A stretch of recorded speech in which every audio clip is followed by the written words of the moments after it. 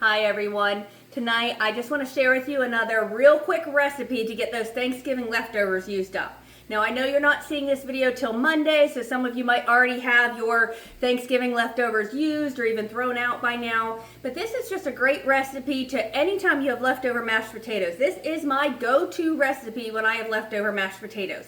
So we are going to be making a very simple take on a shepherd's pie. It's so simple to make and it's great to get leftovers used up. So in my skillet here, I have some ground venison. You certainly could use ground beef, frying in my skillet. Now, I have a pound that I'm cooking here. You can use more if you need more. That's the beauty of this recipe. You can adjust it to how many ever you need. I don't need a lot tonight, so I'm just frying up a pound of ground venison. But again, you can use ground beef and do as much as you need. I'm gonna go ahead and add some onions to that. And then I want to season it up, especially since I'm using the venison. I want to add some spices to kind of get rid of that gamey taste. You can add whatever spices you want. Tonight I'm adding some garlic powder, quite a bit of garlic powder. I'm going to add some onion powder. And then I'm also going to add some seasoned salt. Okay, so now we're just going to go ahead and fry this up, and then we'll drain it good and we'll get our shepherd's pie in the oven. So now I'm just going to take that cooked meat and put it in the bottom of my casserole here. All right, and then on top of our meat, we want to just add any vegetables you have. So I had some corn left over from Thanksgiving, so I'm going to go ahead and just add that in. And then I always try to do 3 or 4 different kinds of vegetables when I do mine. So I'm also going to do a can of carrots.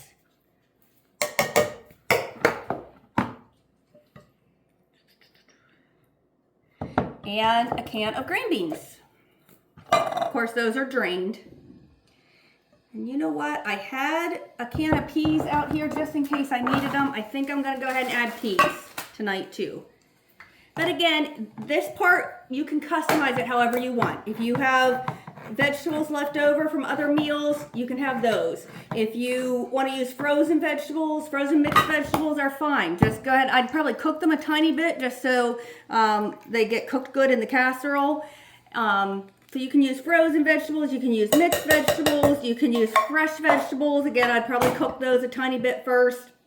But you just want vegetables, whatever your family's going to like. If your family doesn't like peas, don't add peas.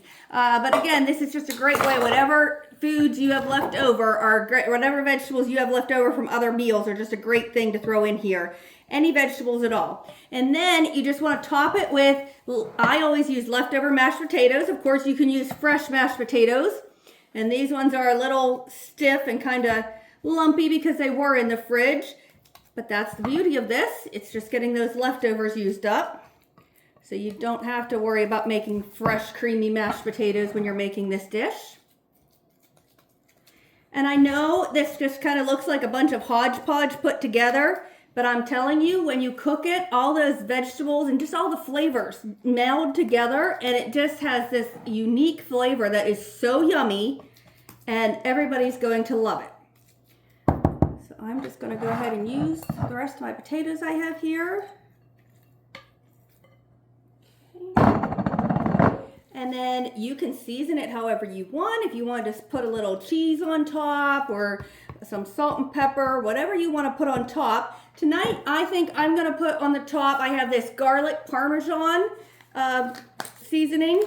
Make sure I had it open. I just got this recently. So this is a garlic parmesan seasoning, but again, do it however you would like to season yours. You don't have to use what I'm using. And then I know this sounds crazy, but I'm going to add some popcorn salt on the top of mine.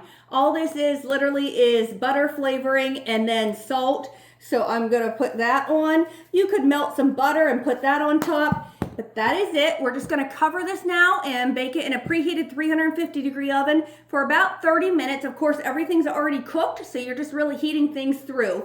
So about 30-40 minutes, and then the last 5 or 10 minutes, I usually take the lid off and broil it for 5 or 10 minutes just to get it nice and brown on top. So that is how simple it is to make this delicious shepherd's pie. And look how much it made, too. It's enough to feed an army. So I'll be back after we bake this and show you how yummy it looks. Here's that delicious shepherd's pie. You can see it just has a little bit of a golden color on the top. And I just dished it up here. It's still super hot, but you can see all those different layers, the meat, the vegetables, the potatoes. I'm telling you, all the flavors just blend together and it is delicious. Give this one a try and get all those Thanksgiving leftovers used up. Have a great evening, everyone.